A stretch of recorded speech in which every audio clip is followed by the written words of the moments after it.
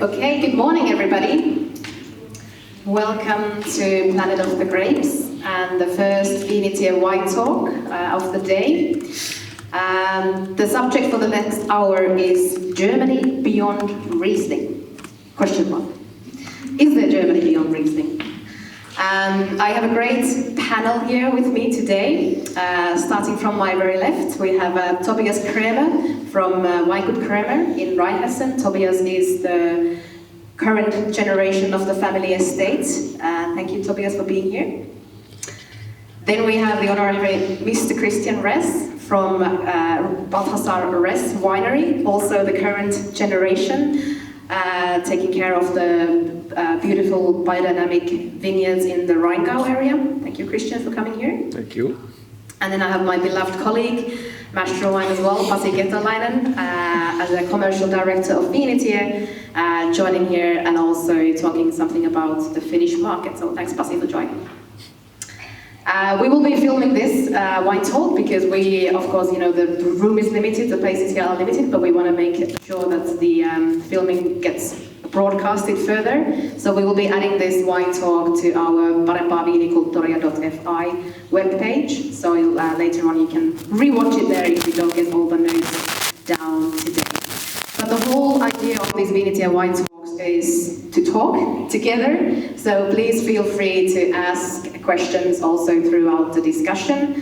And as you see, we've already pre-poured 5 wines to you in your glasses. There's just one change. So you can see that the wine number 3 is meant to be Raja Riesling 17. It's 15 on the tasting list and 15 is correct. In the booklet, it still says 17. But we had a couple of bottles left of the 15, so we wanted to show you the most mature vintage of our own Raja Riesling wine coming from Pfalz. But anyway, so Germany Beyond Riesling, why this subject? I think as somebody working in the Finnish wine market and of course seeing what the Finnish people drink, we all drink German Riesling, right? A lot of you work in restaurants and I think that's almost like a synonym for white wine in Finland, the German Riesling. And of course, Riesling is the most planted variety also in the whole of Germany. Just to give you some statistics, 23.5% of all varieties grown in Germany is Riesling. Let's start with the panel. What comes to your mind first of all when we talk about Riesling? Do you think that is the ultimum of German wine industry at the moment, or is there something interesting? And if you can please use the microphone when you speak so we get it filmed as well. So you want me to start? Sure. Thank you. So hello from my side to everybody. So I probably will defend the Riesling today as we're talking about other grape varieties as well. But I grew up with this grape variety. My estate, Balthasar is really specialized in producing Rieslings, and what we do, we are based in the Rheingau, which is very much influenced by Riesling. Actually, this little region with only 3,000 hectares is responsible for about 6% of the world's total wine growing surface when it comes to Riesling. So and your actual question was what comes to my mind, right? When I think about Riesling. Well, it's part of my everyday life probably since I was very young, and I love Riesling because it's a great wine to go with food. I mean, for me that's the great advantage of Riesling because that's mainly probably related to the acidity level because that's what makes this wine a perfect match with food. And I'm doing winemakers in many countries. I just came from Dubai and Mauritius, so I 40 degrees Celsius dropped when I came here. And I do a lot of dinners, and that's what really people love about Riesling, when they realize that this grape variety is fantastic to go with food because it's refreshing, it's increasing your appetite while you're eating, it's cleaning your palate. So that is probably the big plus which I love about Riesling. I think we should have a burger strategy so you can speak first. being a beef in the middle. So hi from my side, I'm Tobias. I'm also winemaker from Germany. We have a small family winery, and yeah, for me it's Riesling. As if I show our Riesling, most have said this is our business card, and I think Riesling is the business card for all German winemakers, because Riesling is our identity.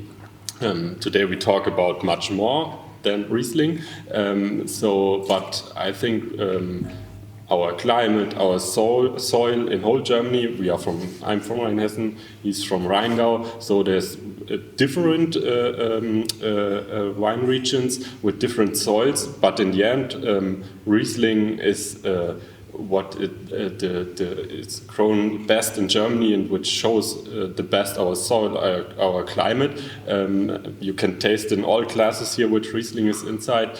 So this is for me what Riesling is famous about. And I think if you asked any winemakers from Germany, everyone said Riesling is our identity. And so this is for me the story behind. And yeah, in the end it makes fun to taste, to drink a Riesling. You can compare it with good food. You can drink it easy in the park if sun is outside.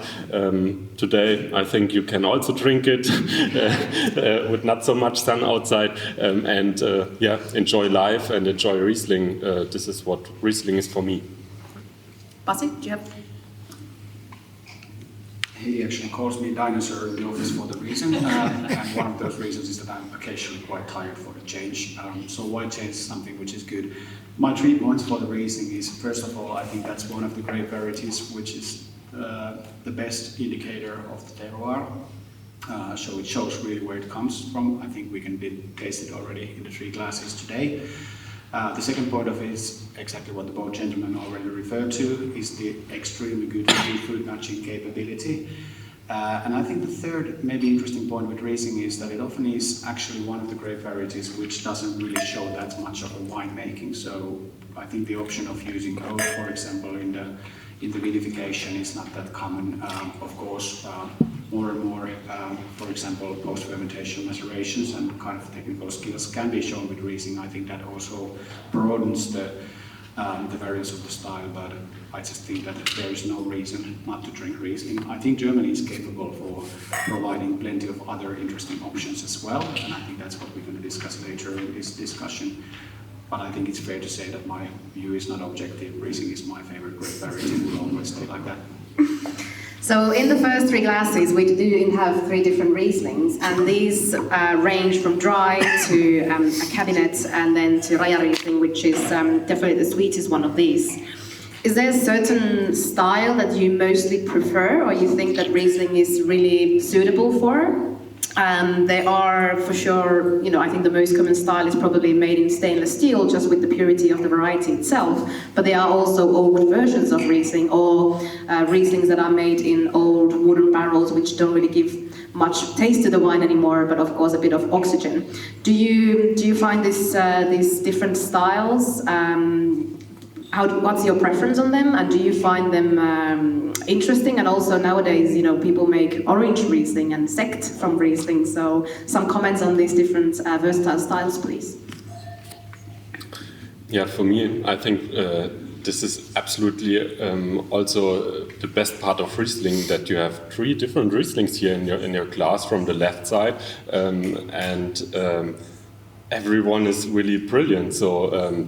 The first one is from us. It's 2020 Riesling La Roche. It's a single vineyard. It's one of our best sites, which is spontaneous fermentate in a wooden barrel, in big wooden barrel. We call it Stückfass.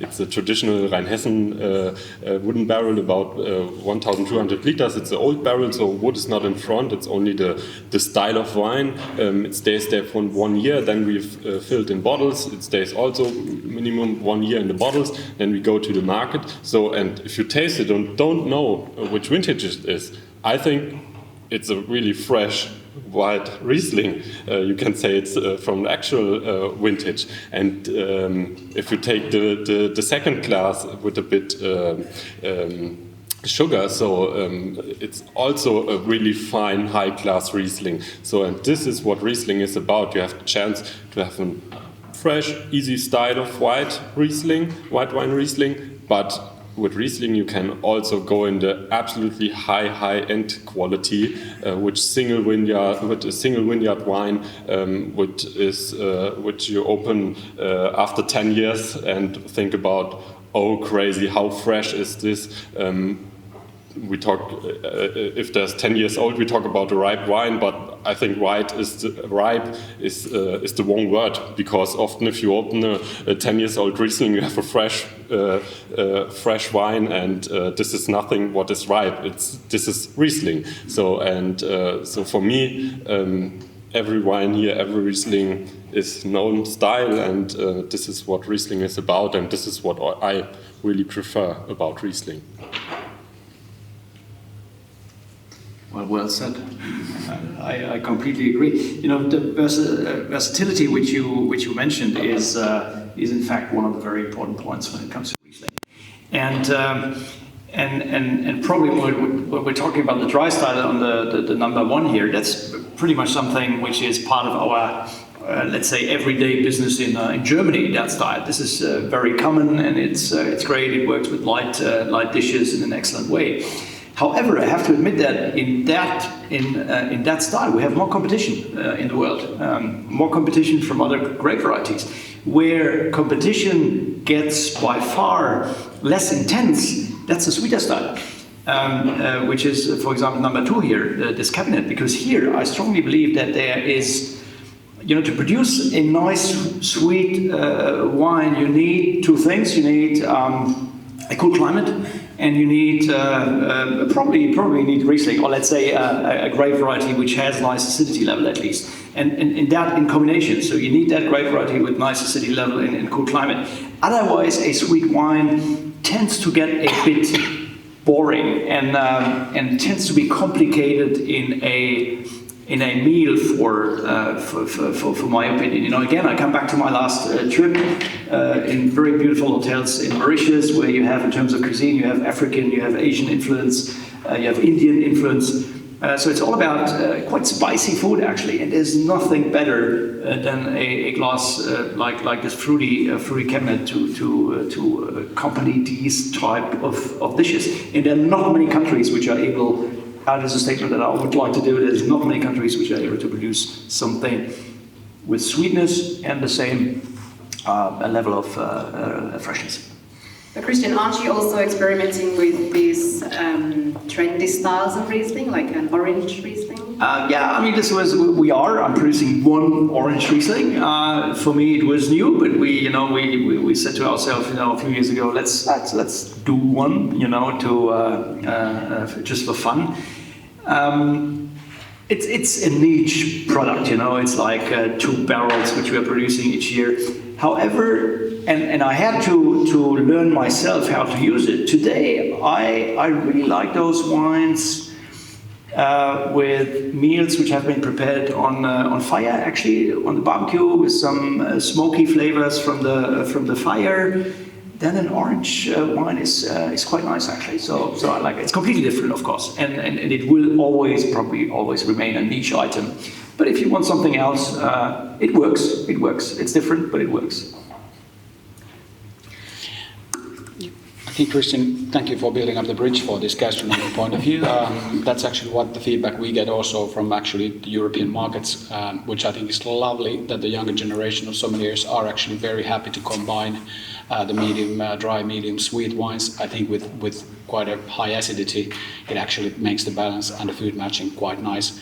So I think that will provide the future, and exactly as you said, not too many other varieties are capable for providing similar structures or similar palate without being too full-bodied and heavy. And I think you guys pretty much said already everything which needs to be said, but I think the reference to Sekt and the sparkling wine is quite fascinating. I think we've been recently seeing quite a nice progress, or at least that's my experience of the German Sekts made with Riesling, that I think they are getting more and more interesting. And I think it's maybe a bit of the question of the winemaking focus as well, that I think winemakers are more keen keen to learn more about sparkling wine production. So I think that's something which our market is still slightly lacking. I think there could be a bit more Riesling sects to try. And just out of the recent experience, I was spending the New Year in Holland, and we tasted quite an interesting Riesling wines from the Maastricht. I don't know if you guys are familiar yet. They don't export. They were kind of looking at me that I don't understand the word. But with 100,000 liter production, I was quite fascinated. The prices, of course, are something which you need a Mercedes to be able to carry them, but interesting. But Pasi, Riesling is your favorite grape variety. Do you also accept Rieslings with new oak maturation? I've tried some. I somehow feel that it kind of covers a little bit of delicacy. I think it will be maybe interesting to try them a bit older, to try what it feels, but it's a bit challenging for me to understand why would you use oak with an influence of causing an aroma effect. I think Riesling is quite a gentle and delicate, so I don't think it needs oak, but I don't have enough experience to conclude something. Okay. So you all kind of praise the versatility, especially when it comes to the sugar levels, but I'm going to challenge you. I lived for a couple of years in the UK, and it was not very easy to make my customers drink Riesling, because everybody thinks that Riesling is all about the sugar. It's all about the sweet plonk of Liefromilch or something else.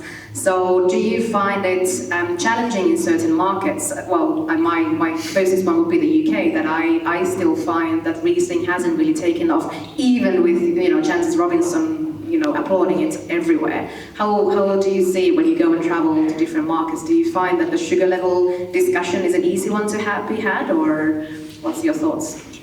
If I continue here, I spent a New Year in Germany just before the COVID started, 2019. Had a discussion with the sommelier from the 3-star Michelin restaurant from the upper parts of Mosel.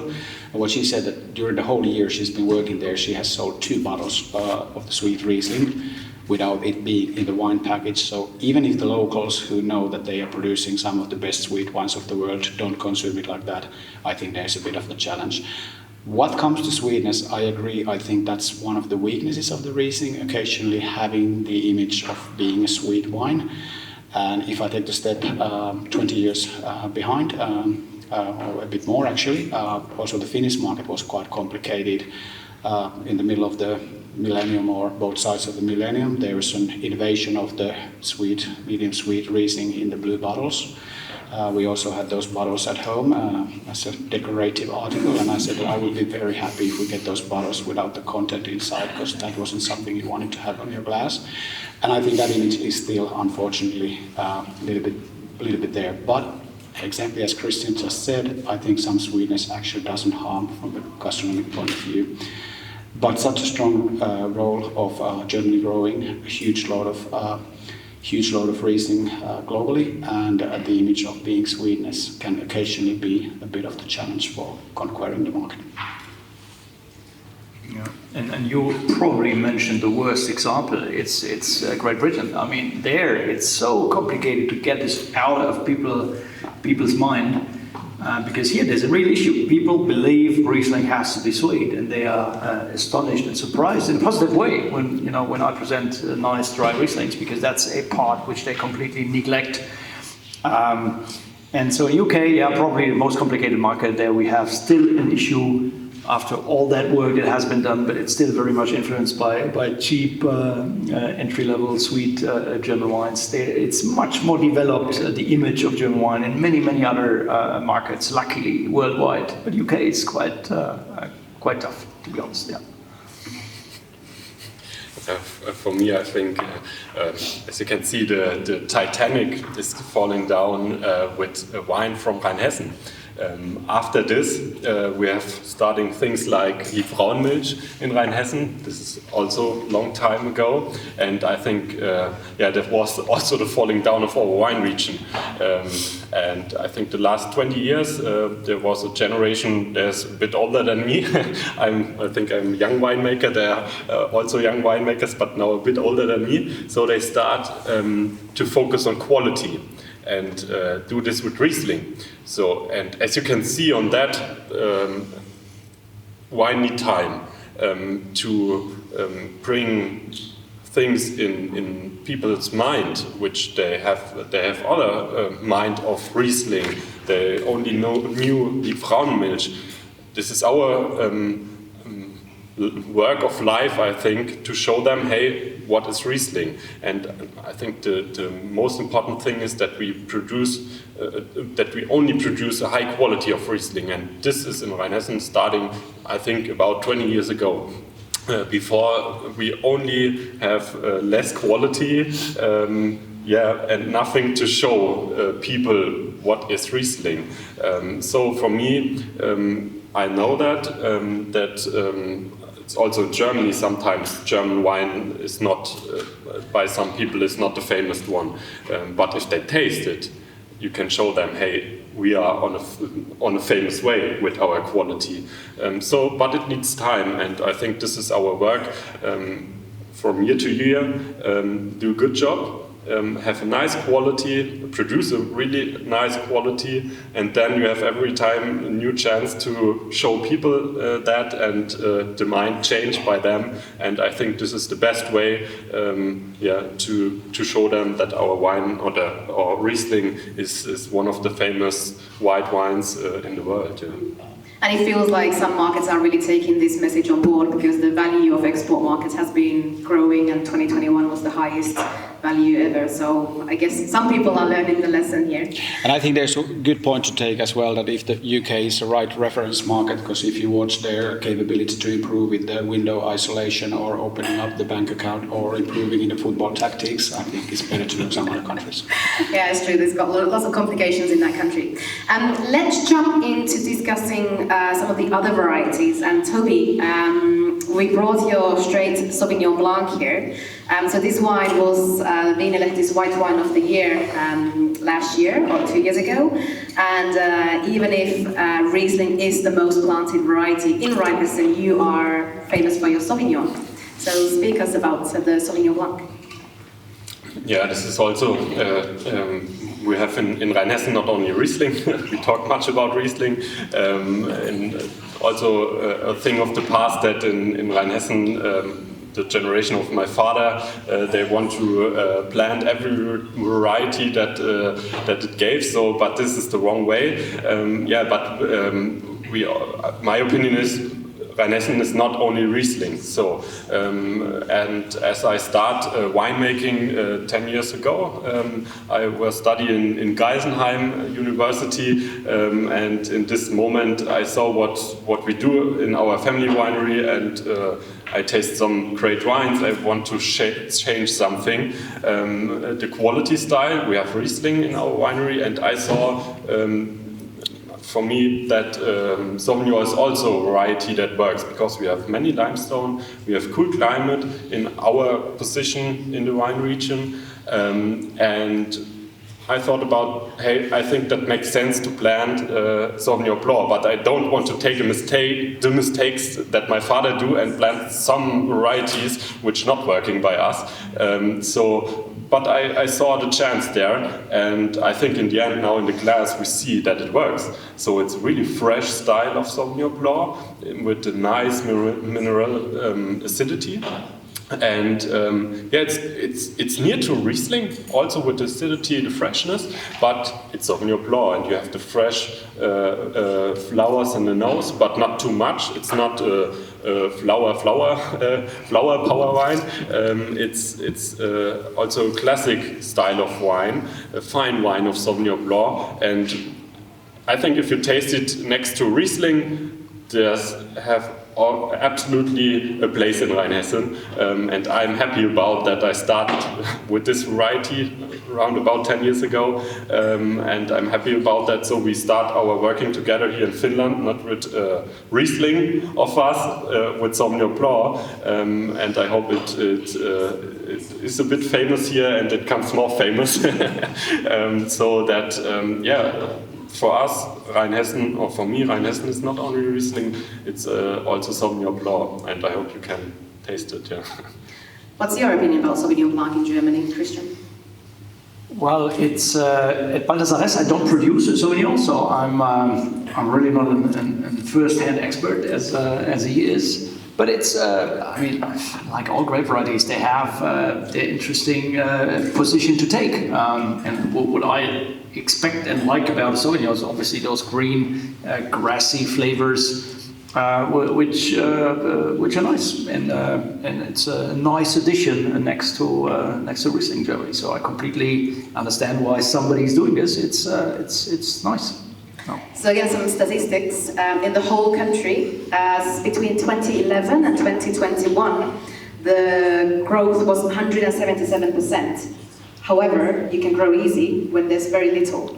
So there's only 1.7% of the total vineyard area planted for Sauvignon Blanc. So with Viinitie, we've been doing these wine talks for the last 5 years or so. And in 2019, we did a wine talk with Anne Krebil, Master of Wine. She's German, but based in the UK market. And she had a very firm opinion about Sauvignon Blanc in Germany. I'm quoting her. She said, "Why would I buy German Sauvignon Blanc? It's a crowded market." So now I need you guys to defend this. Okay, you need to defend your grocer. So. I promise you support. Yeah. Just taste the wine. What do you want to hear? I think Sauvignon Blanc will be a special part. I think it will be not the part than Riesling, because what I think you need a feeling of that variety. So it's not so easy to produce a high quality Sauvignon Blanc in this style, and I think you are together with me. For sure, Rheingau is not a region for Sauvignon Blanc. Also, I saw Sauvignon Blanc from Mosel. This is also not a region for Sauvignon Blanc, I think. So it will be only a small part, Sauvignon Blanc in Pfalz and also in Rheinhessen with the limestone, because I think it needs limestone. But I see the success of that variety. I think not every winery will have success with that, because you need the feeling of that variety, but then it's a good part, and for me, a really successful part. So taste it and think about. Pasi, you're going to help Toby? Yeah, I'm happy to help. They actually said that the great personality always starts from identity, and I think the German Sauvignon Blanc does have an identity. I think it's clearly recognizable. I personally love a lot this kind of flowery characters there, being too grassy, which sometimes the Loire can be. I love the Loire Sauvignon Blancs as well. And I think it certainly has a place there.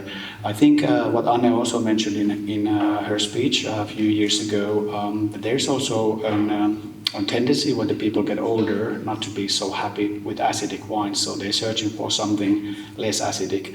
I think Sauvignon Blanc is an acidic variety, but it's not as ultimate as Riesling, and I think that also partly explains the potential of the Burgunders, the Grauburgunder or Weissburgunder as well. But I think what we can discover with the Sauvignon Blancs, there are not too many, because of what we've been speaking with the producers, there is not enough even for the domestic consumption. One of your neighbors a bit higher up in the north, Markus Schneider, quite well known for his Sauvignon Blanc as well, he said that I'm always sold out minimum after 3 months.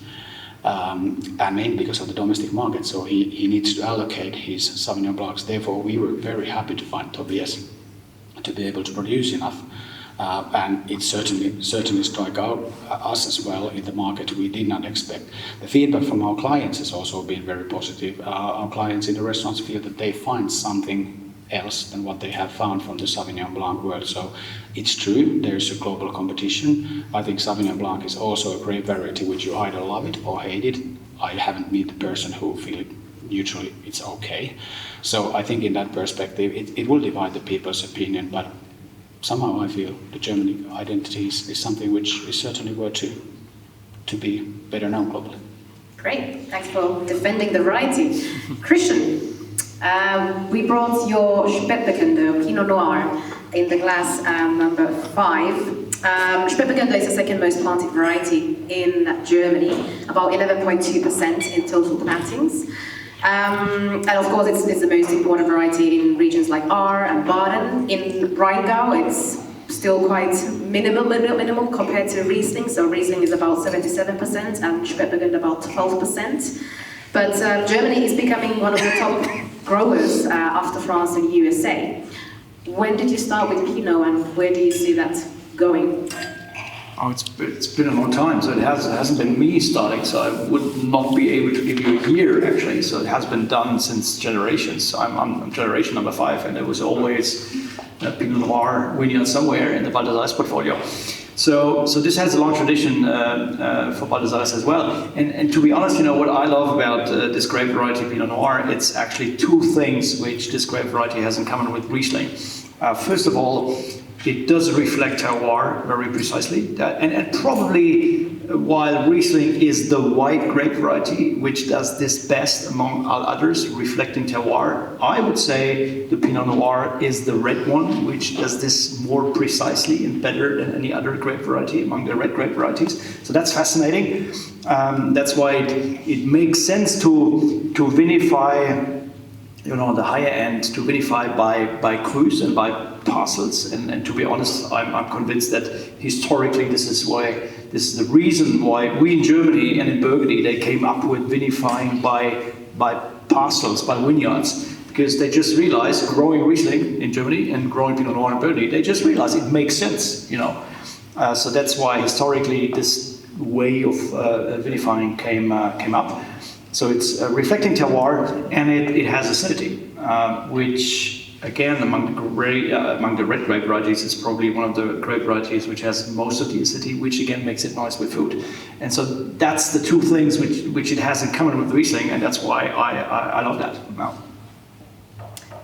Pasi or Toby, do you have special thoughts about the Spätburgunder? How do you find it personally, and comparing to, for example, other Pinot Noirs in the world? How do you see the German Spätburgunder at the moment? I think I will start with me. I'm true to myself, so that as I start, I think there are so many high quality Spätburgunders, Pinot Noirs in Germany, which is really on top of all red wine styles.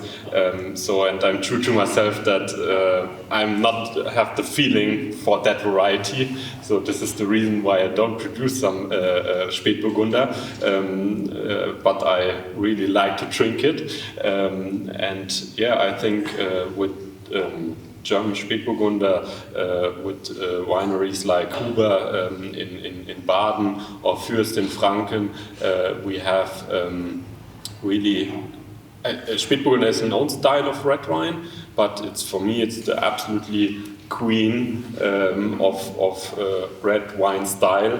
And with this wineries we have, this is not on any other place of the world you can produce this style of Spätburgunder and red wine. So for me, this is German Spätburgunder is the same than German Riesling. This style of quality of that variety you only get in Germany, so this is why they're famous for us. Sauvignon Blanc is a variety you can have from New Zealand or France, Loire, some other really high quality wines. But I think there's no any other Spätburgunder for me which is in the same level than of this wineries. Yeah, this is my opinion behind that. All the same areas that grow Sauvignon Blanc, like Loire, New Zealand, so forth, they also all grow Pinot Noir as well. I think they do a good job, yeah. But I prefer our German Spätburgunder. We found a nationalist here, right? Pasi, what do you think about the Spätburgunder? For me, it's a good runner-up. You were asking to name your favorite variety. It was about, I think the Pinot Noir has been actually progressed quite nicely. I was running around the German regions 2006, 2007, getting an MW scholarship there. And at that time I was kind of wondering, I think that it was kind of interesting for me to see that many top wineries of Germany do have a close relationship to Burgundy already for decades. So each garage was full of the good quality Pinot Noir. But I think the German Pinot Noir about 15 years ago was maybe a bit over-oaked. I think it often was kind of bit hidden. And therefore, I think the development of the last 10 years, where we have been going once again towards an own identity and delicacy, and I kind of feel that in a similar small geographical area, that Germany is maybe even more versatile than Burgundy sometimes. And I think that's personally very fascinating. I think we are still, okay, Christian has already, or the rest family has already a long experience, but I think we haven't necessarily even seen the top yet. So I'm really looking forward to what's going to happen with the Spätburgunder, and I'm very happy to notice that our market is finally waking up to the German Pinot Noir as well. If I can quote Anne Krabbe from 2019 again, she said, internationally, we haven't even seen yet what's possible. And Christian, I know from visiting your winery year ago, autumn, with some students, we know that you're growing more and more Spätburgunder. So do you think this is also related to the climate change? Because I heard that a lot of the Rheingau vineyards are getting too hot for Riesling. So is Spätburgunder kind of your savior, or are you increasing for other reasons? Well, it's several reasons. Climate change is one of them, for sure, which is helping to create better conditions for Pinot Noir, that's for sure. On the other side, we just see that the market is like I said, is waking up and is realizing that Germany has some fantastic Pinot Noirs to offer, and especially because Burgundy has become so expensive, which is a real chance for us, because so many sommeliers and F&Bs worldwide are finally, questioning the price level, because they realizing, now we have reached a point where Burgundy wines do not get affordable for many guests in the restaurants. And so they start looking for alternatives, and they are realizing more and more that actually Germany has a very good offer to make here and a place to take here. And climate change, just to give you an example, I mean, you might know Rüdesheim-Berg Schlossberg, which is probably one of the icon vineyards in the Rheingau in my region. The steepest vineyard we have in the Rheingau, steepest elevation, very rocky, high slate content. That's why the soil is pretty dark, which again, because of the dark color, attracts a lot of sun energy. So it's hot terroir, very dry, rocky, steep. For the first time in 22, I had a situation there. 22 was very, very hot, very dry vintage, where we decided to change grape variety. I mean, we have a vineyard there which was turning 60-something years anyway, so it would have been a kind of time to replant anyway. But when we saw this vineyard suffering in 22, where you could see that due to lack of water, at the hottest time, let's say, or the highest sun energy hitting around noon, the leaves were starting to hang down. You saw that this vineyard was actually stressed. We said to ourselves, let's replant with Pinot Noir, which is the first time ever that we at Baldasares planted the Pinot Noir Rüdesheim-Berg. But we decided to do it because that is, doing better with heat than Riesling. Pasi, you've been in the wine business for a long time. Yeah, can I comment for this? Yeah, sure. One thing before. One thing which actually struck me as well with the German Pinot Noir is an interesting kind of the curiosity of the winemakers. They've been traveling around the world, searching for the knowledge. So kind of an open mind for improving their own operations. While often you speak with Alsace or you speak in Burgundy that, okay, what's your opinion about Limoux, for example, which I think is doing a fascinating Pinot Noir close to the Spanish border, and they're asking, like, what's that? If you ask them, okay, what about Lyon? I've never been there. So I think in that sense, it's a bit of a protecting of the status quo as well sometimes.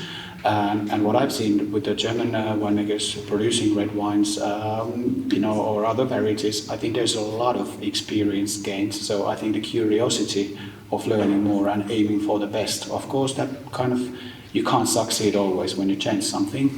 But anyway, I think more operation there is, better chances there are that there would be an improvement as well. So I think sometimes in Burgundy, the issue is that the people do know their own home area very well. But Burgundy is changing by the climate as well, so it's not the same as the grandfather was doing. And I think that curiosity is maybe something which I consider as a strength of the German winemakers.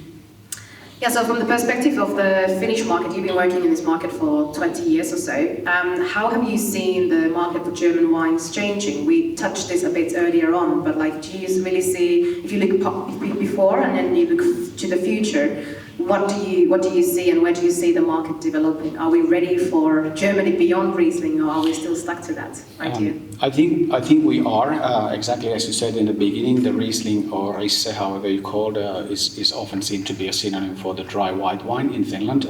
We had one alco salesperson from the northern part of Finland who said that clients are coming to pick it up. They don't know if it's a grape, country or bottle shape. However, they pick it up because everybody else is drinking it as well. But anyway, I think there's nothing wrong with that. Exactly as you said, I started in the wine trade after sommelier work 2001, and there was a time early 2000 when it was almost impossible to get people tasting in the restaurant for Riesling. They might have wholesome Alsace Riesling, but the German Riesling, because of the reputation of sweetness, it was impossible to, people refused to taste it. We had clients who were open-minded, who said that their final customers eating in restaurant, they were changing the Rieslings in the wine package. I don't want to have Riesling, I want to have something else. And at that time, I was founding the company Wine Estate, and it was quite a regular conversation in the corridors that, okay, it's okay to have hobbies, but not in the working time, so stop this Riesling job. I remember we started 2005 with 3,000 liters a year, and when I left the company in 2017, that same supplier was supplying a bit over 500,000 liters. During that time, it really developed. I got some statistics, unfortunately, not older than 2014. I spoke with Monika Halen from the German Wine Institute. What she said that she remembers that 2014 was the year when they had 34% growth with the German wines. After that, the total wine market has been decreasing with 13%, but the German wine market has been growing almost double the size. And at the same time, during 2014, there was altogether a bit less than 150 wines from Germany, most of them white wines. The statistics unfortunately doesn't tell which are the grape varieties, but I believe 95% Riesling. Nowadays it's 620 German wines, and over 550 of them are white wines, so I believe still majority of the Riesling. The market is starting to get familiar. We've been recently having comments from our consumer clients who've been discovering Kärner or Scheurebe or other local varieties. But I think it's a little bit going towards again for finding another new black. I think black is black and it's nice. But I think the market in general is developing fast. That's the feedback which we get from our producers, that it's amazing to come here. Every year the people's knowledge is so much more than what you meet along in other markets. And I do believe that Germany has a place for anything else as the Riesling, but it doesn't mean that we should forget the Riesling. Especially as a Viinitie, we're making the own Raja Riesling, and we don't want you guys to stop drinking it. So we are firm believers of Riesling, and I believe we are the biggest importer of German wines and Riesling as well in Finland. Let's touch a bit about the other varieties we haven't yet mentioned.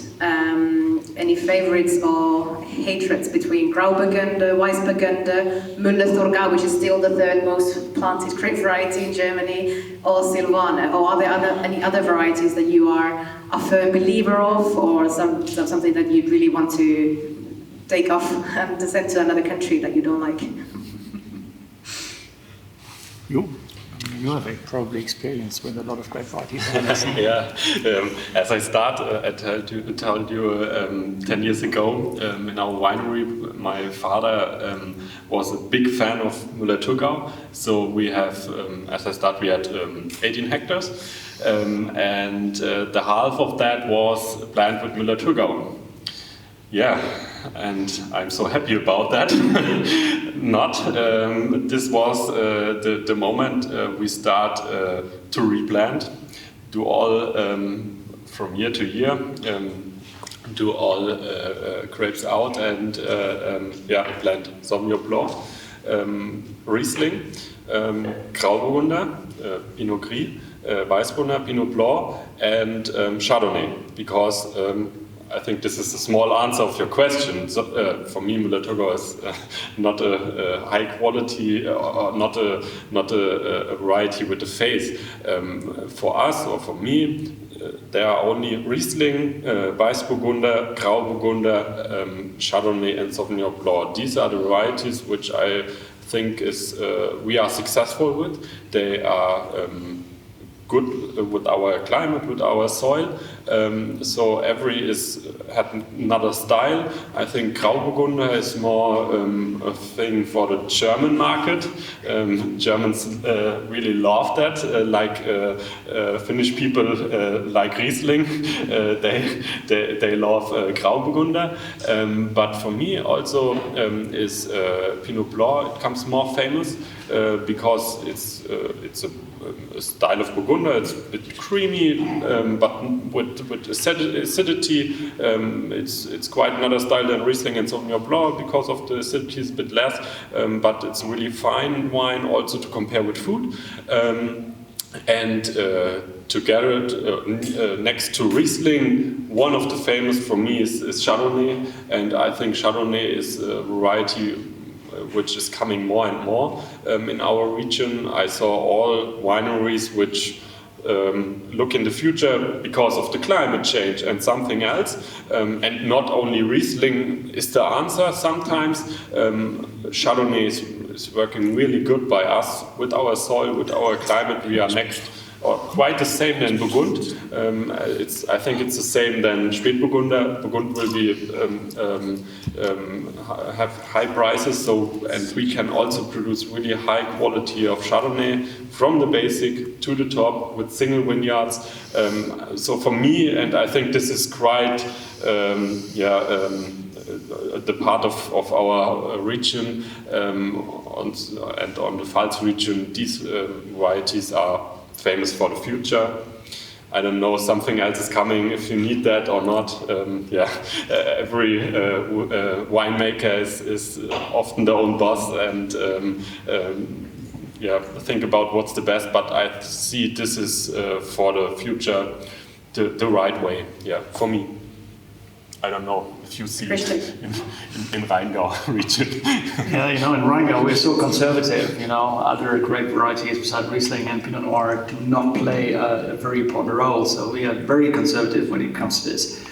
And I think there are very good reasons to do so, because I'm traveling a lot. I'm studying my wines in many countries, and what you realize is that the advantage of Rheingau, and probably Mosel as well, is that those regions have a very clear profile because we have been so conservative. Unlike you, this offers other opportunities. I completely agree. But here, in terms of profile, people know exactly that from Rheingau, probably if it's white, it's going to be Riesling. If it's red, it's going to be Pinot Noir, and that's an advantage. It helps you building up and maintaining this clear profile, which I think is an advantage for our region. So I'm on the conservative side when it comes to this.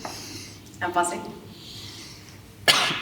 Well, being in Christian's shoes, I wouldn't actually call it conservative. I would call it clever. So as soon as you reach perfection, why on earth would you change? I think Rheingau is a great example, Mosel as well. I'm actually the same way as Tobias is a firm believer of Weißburgunder and Chardonnay as well. I think Chardonnay, most likely a few years ago, I was in the opinion that there won't be another global mega trend in wines like Riesling. I think Chardonnay might actually be still coming up. It seems to be everywhere. Chardonnay in Germany also managed to gain an identity, but a question which I occasionally have a little bit wandering between my ears is this interest on Grauburgunder. The consumers like it. I don't necessarily call it a wine which you would be very fascinated to keep in a cellar for a long time. So of course there are exceptions, but somehow I sometimes wondered why winemakers are not excited about it. It's quite an easy wine for them to make. It's a crowd pleaser. It's maybe not your Sunday dinner wine, but it might be your everyday wine during the rest of the week. And therefore, I'm a bit surprised to get this kind of. Or I haven't met the winemaker who would be very excited about, or maybe they just don't tell it because they don't have it enough. I don't know. Another kind of a joker, which I would like to throw in the equation, is especially in Palatinate with several winemaker friends. there has been quite a positive results recently with the Bordeaux varieties. So I think the Cabernet it really requires knowledge. I think the temperatures start to be a bit an issue still, but they grow Tour National in Bordeaux, so maybe. And they grow Bordeaux varieties even in Mosul, which exactly, is crazy. Exactly. Some examples, I wouldn't call it yet something which would be in the volume size to be internationally known, but I think there are some quite interesting examples. And personally, the Pinot Noir is my preferred style of red wine, so I'm happy to detect the Cabernets, which are not that full-bodied, more delicate side. I think that variety has an opportunity to produce light to medium-bodied red wines as well. It'll be interesting to hear if there's questions or comments from the audience. Just for your knowledge, downstairs you do have a chance to taste a Grosses Gewächs Weißburgunder from Burg Ravensburg that Veritable is showing with next to Christian. You have a chance to taste Grauburgunder from Curie Guillot, which is aged in oak. You do have also Silvaner that Spanier Guillot is making for us as an Exberg Silvaner. So there is definitely much more variety, and there's also a Chardonnay from Tobias and Fritz Becker. So there's definitely a whole lot of other varieties to be tasted downstairs, so you can be your own judge and feel whether there is Germany beyond Riesling. Are there any questions or comments? Yes, Dimitri. Yes, so great talking. We moved to talk about different varieties, not only Riesling. And now in the world there are a lot of discussion about the PV varieties.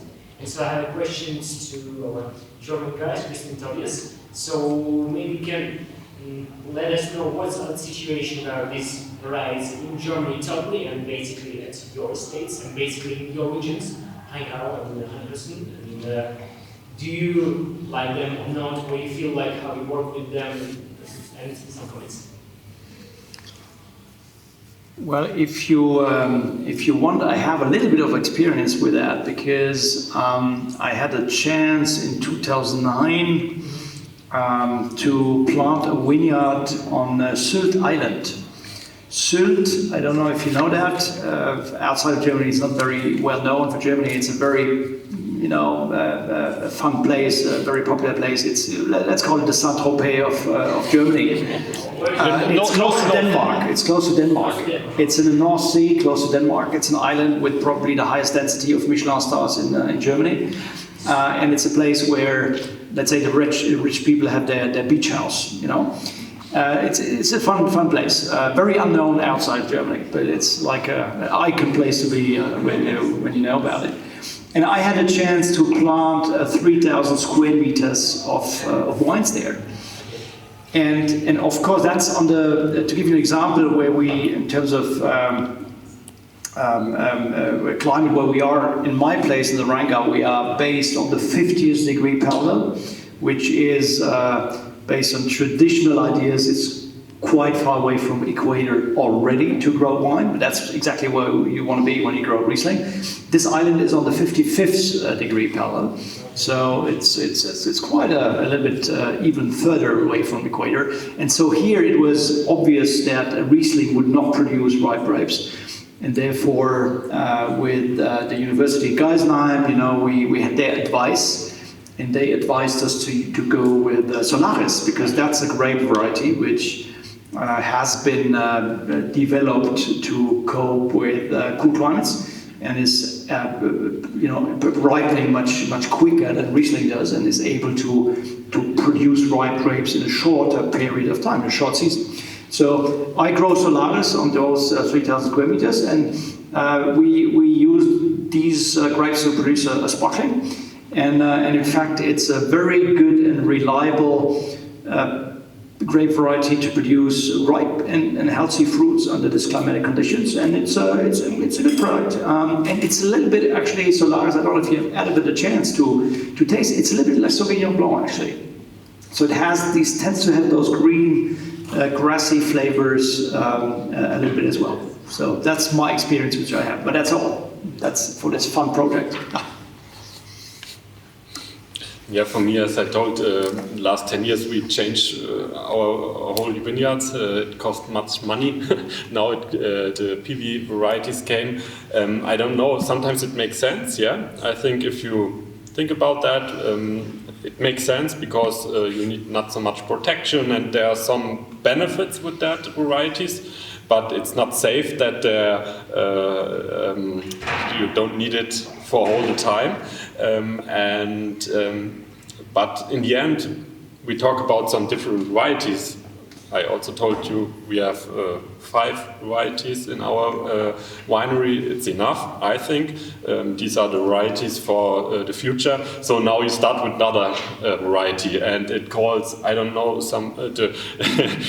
as we talk together with some other winemakers, they often also don't know how the varieties are called, and in the end they stay, a bottle is in the store with some variety the customers don't know. I don't know if this has been a successful way. This is the problem I see behind. No one knows that. There are, I don't know, 10, 15 varieties at the moment, which is in that PV way. I think we have to see what happens. It's not. It's interested what happens with that. But for me, this is my answer. My answer as winemaker and winery Krämer. It's not the way, because then I start with another variety. This is what my father does now. So yeah, I look to that. What happens in next years, but I don't know if it's the right way with that varieties, to have new varieties, which is quite the same, but not other than which we have, and we see. Perhaps let me add one thing. I mean, this discussion about PV probably came up a little bit more and a little bit louder after the experience of 21 vintage. I'm an organic producer. 21 for us was really, it was a nightmare. I lost about half of my normal quantity that I normally want to produce. So a very difficult year. I'm glad at 22 and 23, then, we're fine again, because otherwise we would really be in trouble. In 21, the problem was that we had far too much rain during the season. Warm days, sunny, rainy days, very humid. The soil was really humid, and this was a real problem, especially under organic conditions.